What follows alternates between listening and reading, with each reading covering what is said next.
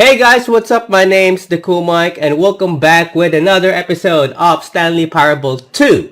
In the last episode, we met the narrator got jealous of the bucket and introduces us to the bucket destroyer to destroy the bucket. Apparently, we cannot destroy the bucket according to the game, and the bucket destroyer got destroyed.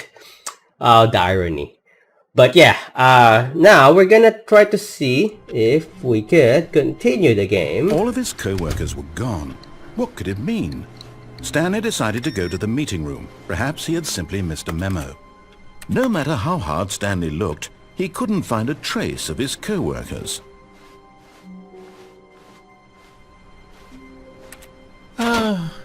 The embrace of an old friend, a weathered companionship that stands the test of time. Okay, so now we're gonna go back to the right because I think we finished everything on the left. Although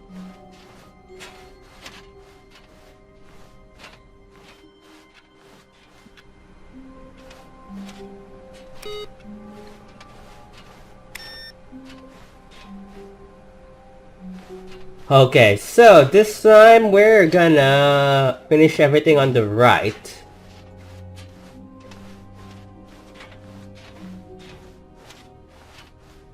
Oh, this is a different hallway? It's like from the new... Okay. Stanley clutched the bucket tightly to his chest and entered the door on his left. Okay, we're gonna go to the right. This was not the correct way to the meeting room, but Stanley had felt the bucket calling to him, telling him that the employee lounge was simply the place to be. And here it was. Had the bucket turned out to be correct? Was this better than the meeting room? Yes, Stanley thought to himself. Yes, perhaps it truly was. How insightful the bucket turned out to be. No, never mind. The bucket was wrong. Stanley took the door on his left to go back to the meeting room. Okay, so we are done that. I kind of want to... Will that lead somewhere? Okay. And so the two of them detoured through the maintenance section and walked straight ahead to the opposite door. Okay.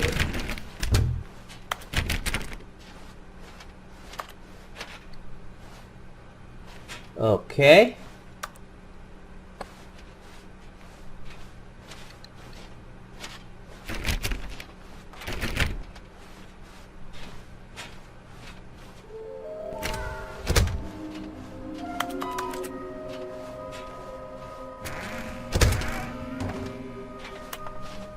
Okay, so yeah, it's pretty much the same one. So we gotta begin the game again.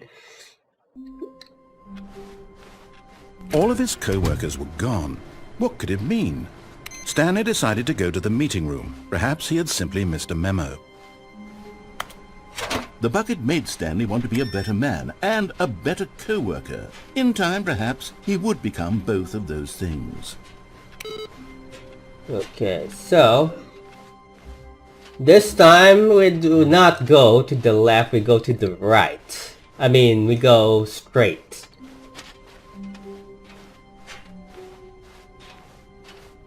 Stanley clutched the bucket tightly to his chest. This was not the correct way to the meeting room, but Stanley had felt the bucket calling to him, telling him that the employee lounge was simply the place to be.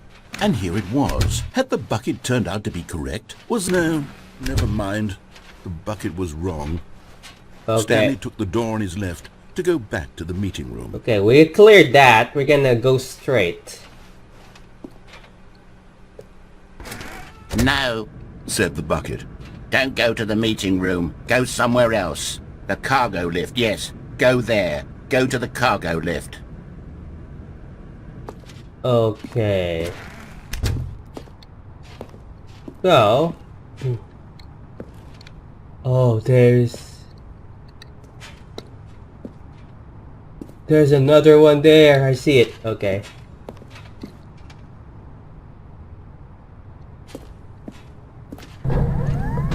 Good. said the bucket. Now ride the lift all the way to the top. There's something up there I need you to do. Stanley did not question why or how this bucket was speaking to him. Gotta wanna go It should there. have alarmed him, of course, because buckets can't talk. But Stanley chose not to think about this obvious fact. He was firmly convinced that the bucket had spoken to him, and he unthinkingly did whatever the bucket asked.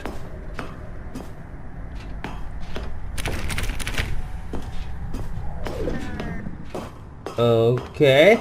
I'm gonna go here because why not? Danger, danger everywhere.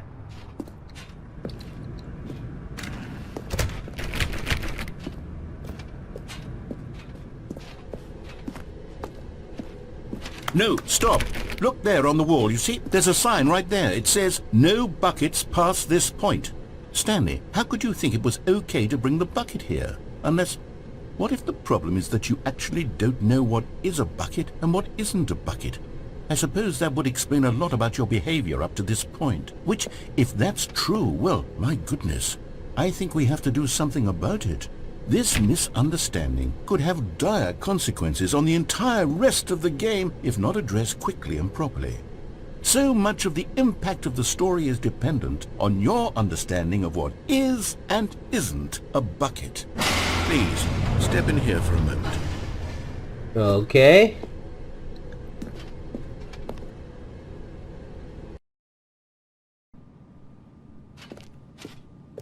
Now then, I'm going to run you through some test scenarios, and you'll tell me whether or not the thing I'm showing you is a bucket. Simple enough, right? This should tell us everything we'll ever need to know about what is or is not a bucket. Okay, let's begin. Okay. Item 1. Is this a bucket? No. Correct. It is a hologram of a bucket, not an actual bucket.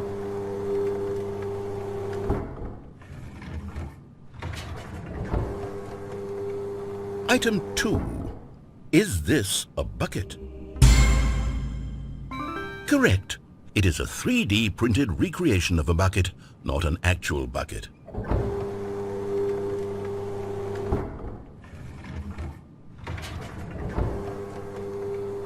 Item 3. Is this a bucket? Incorrect. This is a bucket. Okay. Item 4. Is this a bucket?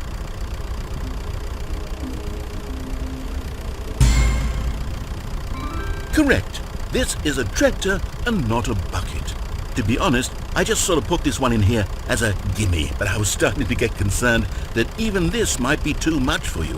Thank you for not making me look like an idiot. Okay, next one.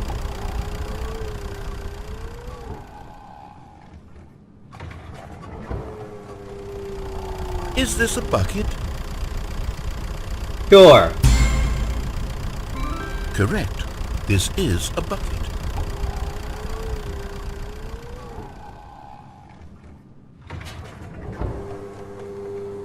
Item 6. Is this a bucket? Trick question. Both. Gotcha. I don't even know anymore. Item... Wait, hold on. I can't find the next one. Let me see. It should be around here somewhere.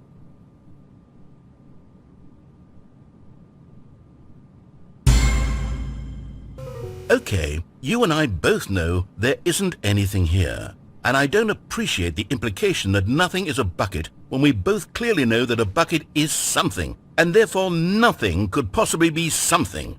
Unless, in your twisted mind, have you somehow convinced yourself that a bucket is nothing? Answer me straight, Stanley. Do you believe that nothing is a bucket? Sure. You know what? I'm too confused to even sort it out. I've lost all sense of perspective. What is a bucket? What isn't a bucket? Mere moments ago I could answer these questions with confidence, and yet now I'm somewhat adrift. Do any of us know what a bucket is? Am I a bucket? Stanley, I can't keep doing this. I'm losing myself, and myself was all I ever had to begin with. I'm afraid the bucket is threatening to tear our relationship apart. I can't have that. I'm sorry. But I'm going to erase all buckets from the game entirely. No, don't do that. Okay, here we go.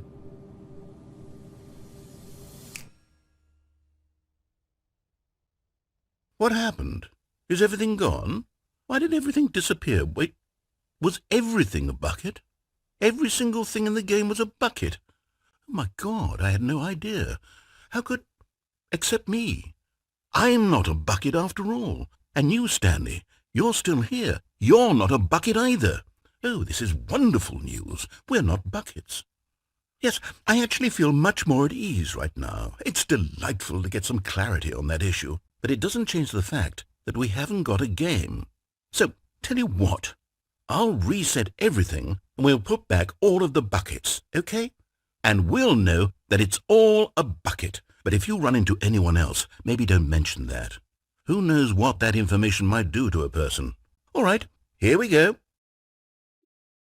Okay. So we got that ending. All of his co-workers were gone. What could it mean? Stanley decided to go to the meeting room. Perhaps he had simply missed a memo. Not everyone is so lucky to have a bucket, but Stanley is a very lucky fellow. Very lucky indeed.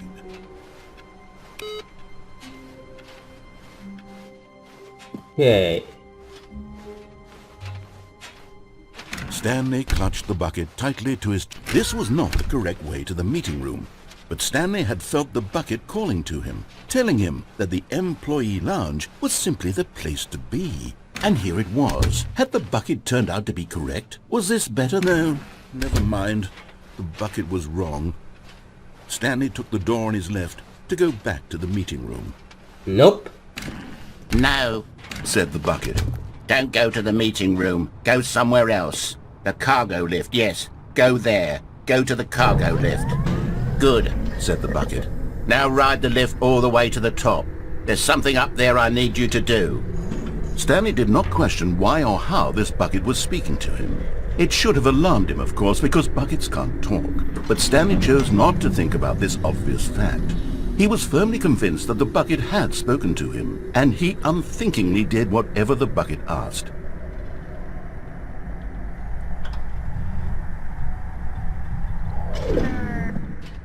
In here, said the bucket. Go into this dark room over here. Stanley once again obeyed blindly. Okay.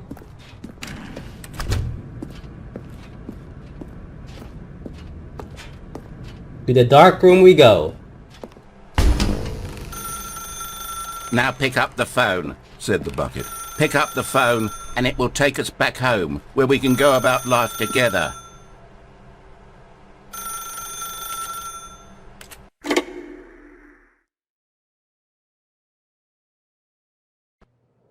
This is the sad story of a man named Stanley and his bucket. Once upon a time, I gave Stanley a bucket because I thought he was lonely and could use a friend. And then, very distressingly, he began to believe the bucket could speak to him. This is a nice room. Hello, Stanley, it's me, your bucket. Press X to make it to work with you, okay? Take me to work with you. The Stanley Parable Reassurance Bucket was merely meant to provide the comforting glow of companionship. It doesn't literally talk and give you orders. Whatever Stanley is hearing the bucket say to him is just in his head. Okay.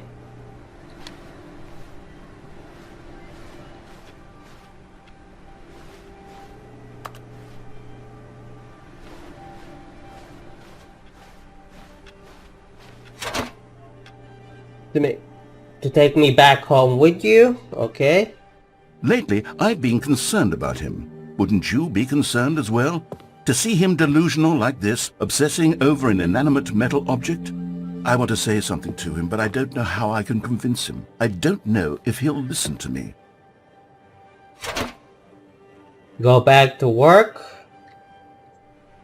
Oh, I'll try anyway. Stanley, can you hear me? Listen to me. It's just a bucket. It can't think. It can't talk. All it will ever truly do for you is effectively transfer a liquid from one location to a different location. That's it. It doesn't do anything else.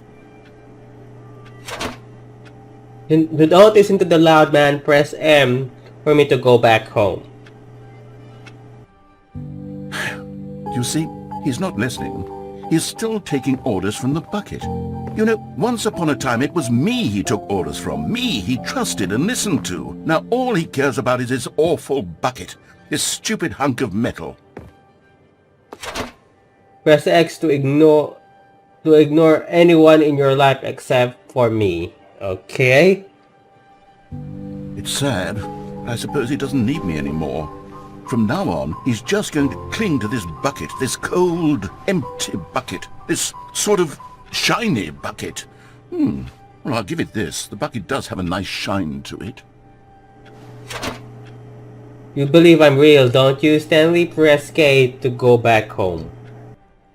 Yes, I suppose on closer inspection that it doesn't quite look like your average hardware store bucket. It's just a little more, what am I trying to say? Jazz music. Sturdier, more capable of transporting liquid. Like it would be better at moving an amount of water from one room to another. Press X to relive the same day with me over and over. Okay. Oh my God, what am I saying? Better at carrying water from room to room. It's a bucket. It's literally just a bucket. Why do I feel some need to point out the ways in which it's so much more than just a regular bucket? Press T to go home to work. Work to home to work to home. Oh no. I'm having feelings. For the bucket. No. What's going on? Why do I want to be with the bucket? Hear what the bucket has to say. Do anything it asks. What's wrong with me? I don't understand. Perhaps, if I had the bucket, this would be less confusing. Yes, the bucket could tell me what to do in this troublesome situation. Stanley, give me the bucket. Give it to me. Give me the bucket, Stanley. I need it. Give it to me now. Give it or I'll... Okay. Go back to work, Stanley. Okay. That was another ending.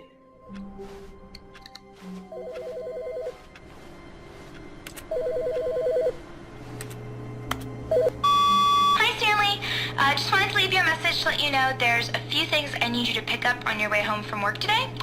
We need milk, cereal, dish soap, spaghetti, get a thing of sugar, some bread, and coffee beans, whichever ones you like.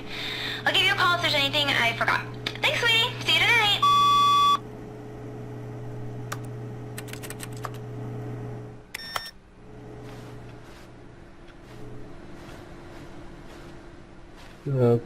Okay. It takes a lot of humility to carry a bucket so magnificent. Stanley checked his ego and then proceeded onward. Okay, I want to see if there's an ending here where I just do this. But Stanley simply couldn't handle the pressure. What if he had to make a decision? What if a crucial outcome fell under his responsibility? He had never been trained for that. No. This couldn't go any way except badly. The thing to do now, Stanley thought to himself, is to wait. Nothing will hurt me. Nothing will break me. In here I can be happy forever. I will be happy. Stanley waited. Hours passed, then days. Had years gone by? He no longer had the ability to tell. But the one thing he knew for sure, beyond any doubt, was that if he waited long enough, the answers would come. Eventually, someday, they would arrive. Soon, very soon now, this will end. He will be spoken to. He will be told what to do. Now it's just a little bit closer. Now it's even closer. Here it comes. Okay. Same ending, I guess. Wait, Stanley thought to himself. Am I sure that the orders stopped coming in? How is that possible? They never stopped. Surely I was mistaken.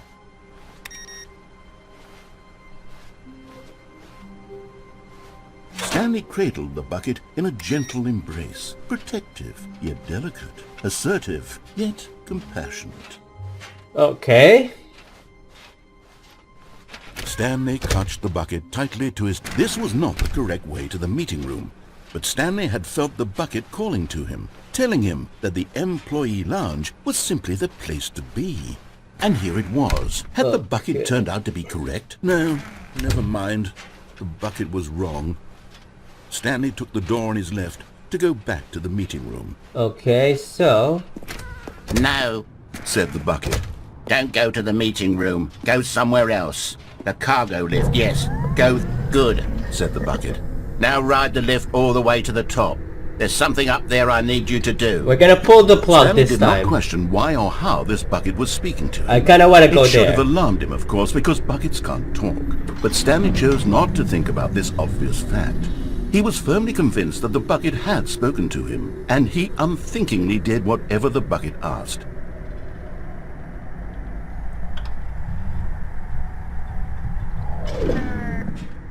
In here. Said the bucket. Go into this dark room over here. Stanley once again obeyed blindly. Okay. Now pick up the phone. Said the bucket. Pick up the phone and it will take us back home, where we can go about life together. Whoa! Hold on. Why did you unplug the phone? Were you trying to resist the bucket's orders? Stanley, I was joking. Obviously, the bucket isn't talking to you and telling you to do things. Buckets can't talk. It was a joke. Don't you get the joke? It's funny, Stanley. A talking bucket. Can't you see? Oh, goodness. I must have really bungled up the delivery if you actually took me seriously. Where did I mess up the joke? Should I have paused for longer or spoken quicker? Comedic timing is so difficult. I wish I were better at it. But there isn't exactly an instructional video on comedy that one can watch to fully... Oh, wait, yes, there is. It's sitting right here. Let's take a look. Okay. What is comedic timing? What is comedic timing? How does it work? How long should it last? How can it be used to effectively silence your political enemies? And more importantly, can it be taught in its entirety within 90 seconds? Thankfully, the answer to all of these questions is yes. Let's dive deeper. If you've ever told a joke or made someone laugh, in all likelihood, you did it while standing 50 to 80 centimeters from them in a room of no more than 76 degrees Fahrenheit, with one of your arms raised straight upward at a 15-degree angle from your body. These are the optimal conditions for good comedic timing. To begin the joke, start by stating and spelling your name. Next, provide a brief synopsis of the joke, including the specific times at which the recipient of the joke will laugh, and then spell out your name a second time. With these steps complete, it's time to begin the humor. Speak the entire joke in no more than 18 seconds and no less than 13 and a half, pausing only for bathroom breaks when necessary. When the joke has concluded, it is customary to inform your listener that the joke is over by declaring in your loudest possible voice, "I'm Dunny with the funny." Let's practice screaming, "I'm Dunny with the funny" now. I'm Dunny with the funny. Good. This saying is a perfect example of expectations management, which is the cornerstone of good comedy. Oh god. Finally, it's time to hand out surveys. Collecting hard data from your audience on how rapt they were throughout the joke is the only way to grow or learn as a comedian. An effective survey should be no less than 10 pages long and should include the same question reprinted several times, just to ensure the survey taker is actually paying attention and not simply filling in answers at random. And that's all there is. With these strategies at your disposal, you'll have audiences doubled over in laughter and even tripled over in laughter in no time at all. Just remember to let them stop laughing at some point, you gut-busting little scamp. After all, we're each of us needed on the front lines of the war to fight the 12-legged invader who threaten our very existence, and to very likely die in a hailstorm of bullets and mandibles. All of us must be prepared to give our lives to this noble cause, just as our children must do after us, and their children after them. Godspeed, and may Earth reign supreme. For educational purposes only, okay. Hey, goodness, this video is a little outdated, isn't it? Well, no matter. I think the fundamentals of proper comedic timing are still as relevant today as they were back then. So with that in mind, I believe the only way forward is for us to return to the two doors and walk through all of this again, so I can try telling my story with more appropriate comedic delivery. Come along, let's head back. Okay.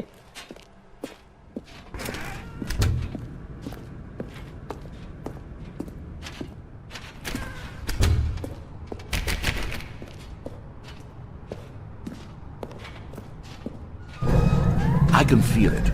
This time, I'm really going to nail the delivery. You'll be in stitches. A talking bucket, you'll say? How ridiculous. How absurd. What a hilarious concept. The king of comedy. That's what you'll call me. Thank goodness we had the instructional video.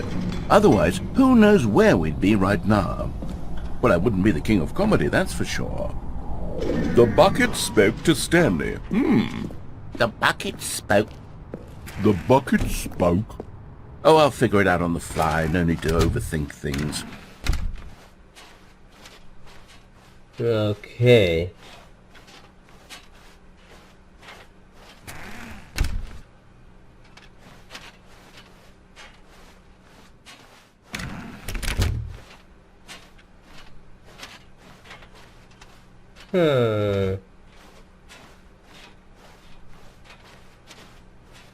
Here we go. You ready? When Stanley and the bucket came to a set of two open doors, they entered the door on the left.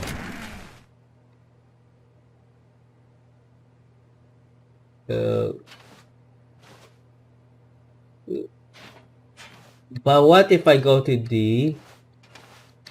Okay. No. You were supposed to go through the door on the right, leading back to the phone. Did you not even look at the instructional video? I think this is all covered very clearly. There's no way I can make the comedic timing work now. It's done. The joke is completely done and over. It's all your fault, Stanley. I'm going to be ridiculed in the community of other joke writers. I'm going to be shamed at every one of our meetings from now on. All because you couldn't watch a simple video and take a hint. Are you proud of yourself for bringing me down, Stanley? Are you proud? Okay. Here we go. You ready? When Stanley and the bucket came to a set of two open doors, they entered the door on the left.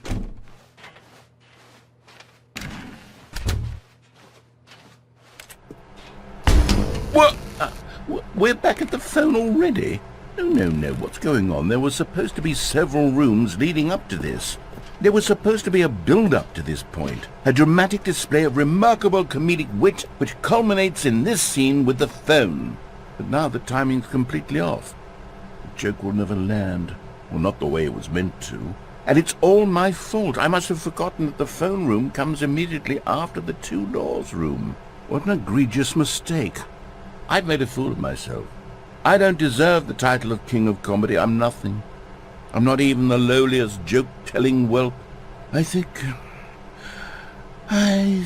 I need to go back and rewatch that instructional video again. No, Yes, please don't. surely that will help me improve my...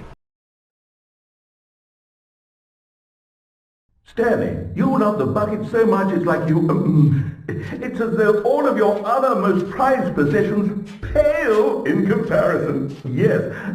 Well, let me try that again, Stanley. I heard that you are pale with shame over how unabashedly in love with a bucket you are. No? Still not? Is it the delivery? Pale with shame. Pale with shame? Pale... What's another word to describe a bucket? Stanley, this bucket is so metal. I think I saw it playing guitar. No. We're getting away from making fun of Stanley's obsession with the bucket, which was the whole point of this. I'm no good at these jokes.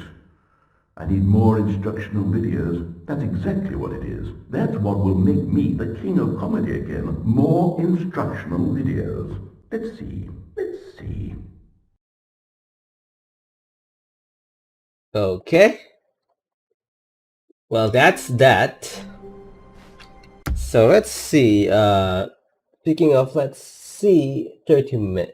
Yep. Huh. Hi, Stanley. Just wanted to leave you a message to let you know there's a few things I need you to pick up on your way home from work today. We need milk, cereal, dish soap, spaghetti, get a thing of sugar, some bread, and coffee beans, whichever ones you like. I'll give you a call if there's anything I forgot. Thanks, sweetie. See you tonight. Okay. Stanley's bucket, the only co-worker he would ever truly need. Okay, so this time I'm gonna try to see if I could jump over the ledge of the elevator. Stanley clutched the bucket tightly to his chest and entered the door on his left. This was not the correct way to the meeting room, but Stanley had felt the bucket calling to him, telling him that the employee lounge was simply the place to be. And here it was. Had the bucket turned out to be correct? Was this better than... No, never mind. The bucket was wrong. Stanley took the door on his left to go back to the meeting room. Yay. No, Said the bucket. don't go to the meeting room. I Go wanna somewhere go else. here. The cargo lift, yes. Go there. Go to the cargo lift.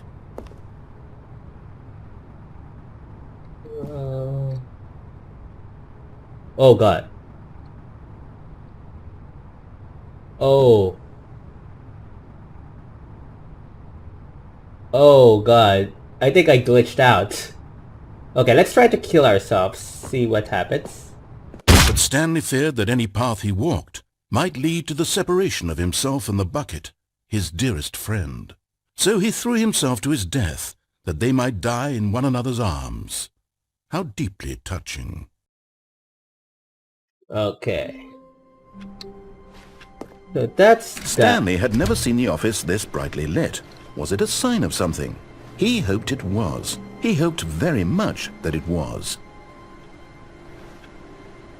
Sign of something. Okay. Is Stanley, without the bucket, really Stanley at all? No, no, surely not.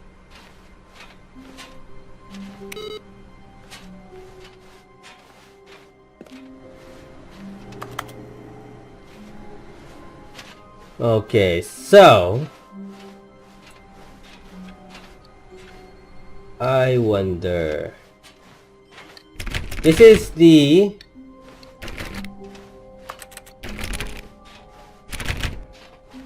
okay, we have done all the endings so far, right? So we went to the left, we went downstairs, we went upstairs, we went to the elevator.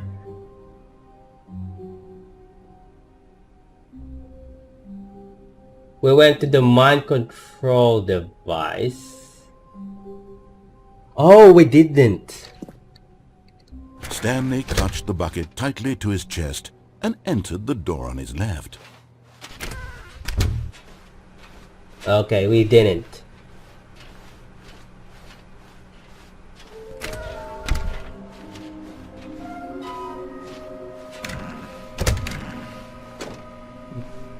Okay. Coming to a staircase, Stanley and the bucket walked upstairs to the boss's office. Okay, I'm gonna try to see. Stepping into his manager's office, Stanley was once again stunned to discover not an indication of any human life. Crushed by the weight of this revelation, Stanley may have broken down into an emotional dumpster fire if not for the soothing presence of the bucket. Even now, in his darkest of hours, did the bucket's warmth and guiding light pierce the dark clouds of confusion and chaos. It would be with him always.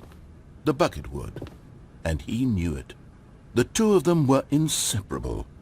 At this point, Stanley was so absorbed in the tender spiritual connection he shared with the bucket that he didn't notice the keypad behind the boss's desk. Nor in his bliss of simply being near the bucket did he have any notion that the PIN number for the keypad was 2845. Okay, so what I'm gonna do is wrong.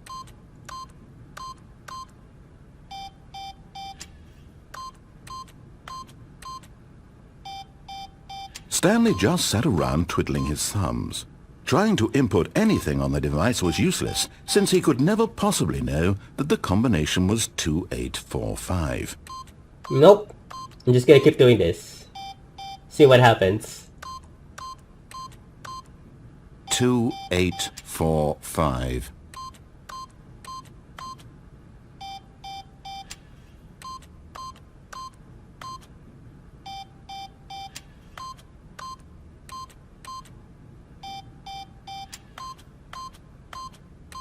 Forgot, but it turns out that the panel's emergency override kicked in, and the door just opened all by itself, and Stanley got the hell along with the story. Well, whoop-de-doo. But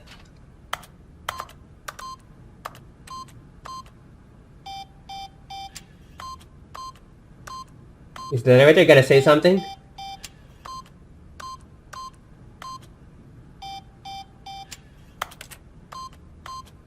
No? Okay.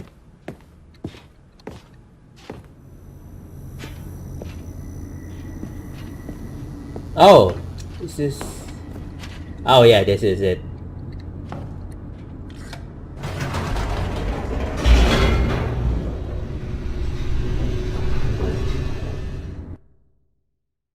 So let's see if we could. The elevator raced downward, plummeting towards an unknown fate. It would be all Stanley could do to keep himself together, if not for the bucket. Soothing him, comforting him, reassuring that in this darkest moment of uncertainty, he would be all right. The bucket is here for you, Stanley. Everything will be fine.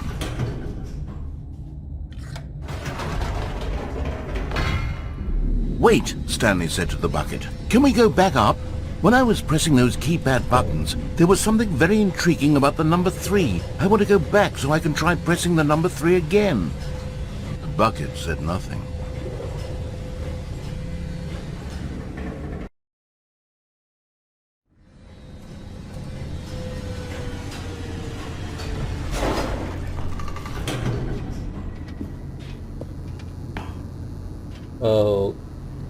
Okay. Here we are, said Stanley. Now I'm going to try out that number 3 button. He took the bucket over to the keypad and began absolutely slamming on the number 3 over and over and over.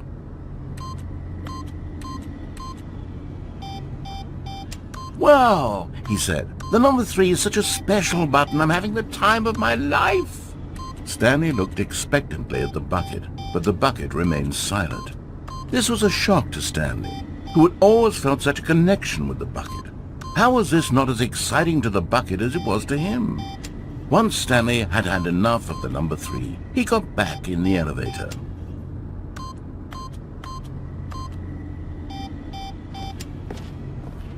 Okay.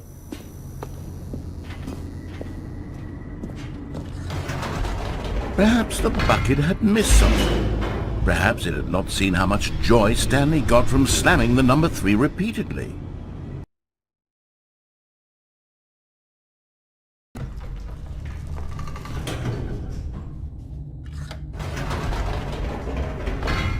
No, said Stanley to the bucket.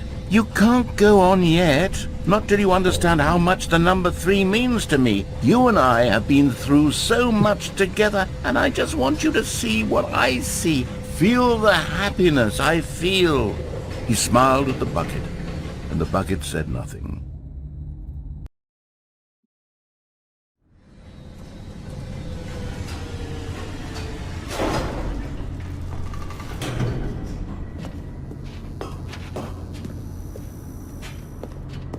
Here we go, said Stanley.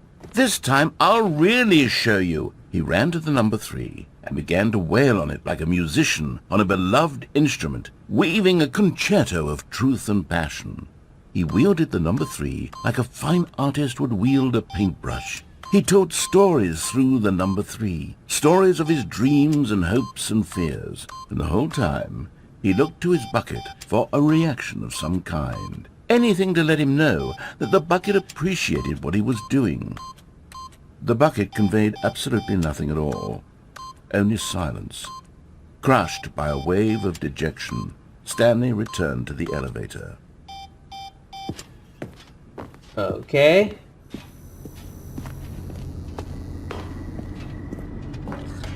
Stanley and the bucket were so close. They'd always been there for one another. Why suddenly could the bucket not connect with this passion of Stanley's? The question caused Stanley to ruminate the whole way down the elevator.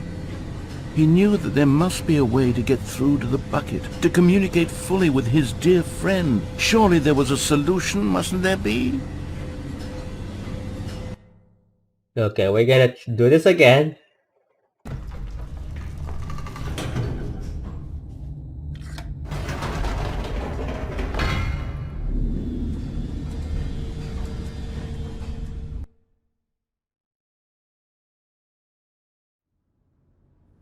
"Ah," said Stanley, "I know what to do. I know how to fully express this feeling in my heart." He decided right then and there that he would hold a press conference where he would speak to the public on all matters relating to pressing the number 3 over and over. He would elaborate fully on what the number 3 meant to him and why he felt so alive when pressing it. Then the bucket would be able to see his joy through the eyes of others. It would get to see the world react to this discovery of Stanley's. And it would be through the public eye that the bucket would finally understand Stanley's work. The number For 3. months he advertised and marketed his press conference, building excitement around it, developing and rehearsing it, until it couldn't be refined a single measure further. When the big day arrived, Stanley was as prepared as he'd ever been for anything in his life. Live, the guy who went to Mars. Okay.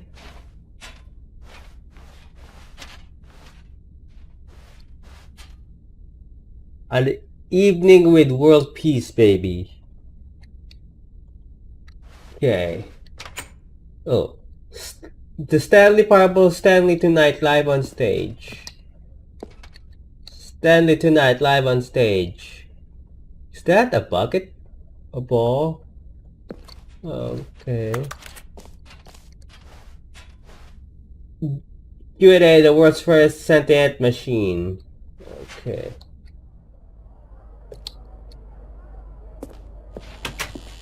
To stage. A lot of trees. This was it. One last chance to win the bucket over. One opportunity to share a true connection with a loved one. Oh my god. 427. I'll get you instantly remember where you came from your co-workers. Storyteller Stanley reveals all in his new book. Free again, the Stanley story. Okay. What? Oh, it's a golf course.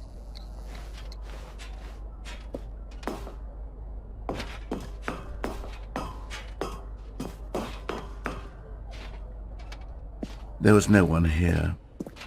Nobody had come to the press conference to hear Stanley speak, to listen to him talk about what it really means to press the number 3 on a keypad over and over. He was unloved, uninteresting, he was a failure, and in that moment Stanley knew that the bucket would never again take him seriously. There would be no connection, no deeper understanding. The bucket merely sat there in his arms, indifferent. And so it began that slowly, over many years, the two of them grew more and more distant. They spoke less and less, neither wishing to state the obvious, that any sense of real respect between them had eroded since that day at the press conference.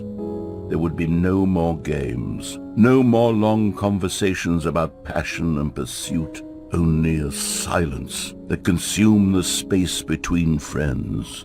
And Stanley, having for once in his life discovered the warmth and comfort of true companionship, was cast back into the unremarkable normalcy of loneliness. Okay, that's depressing. And I think that's one ending.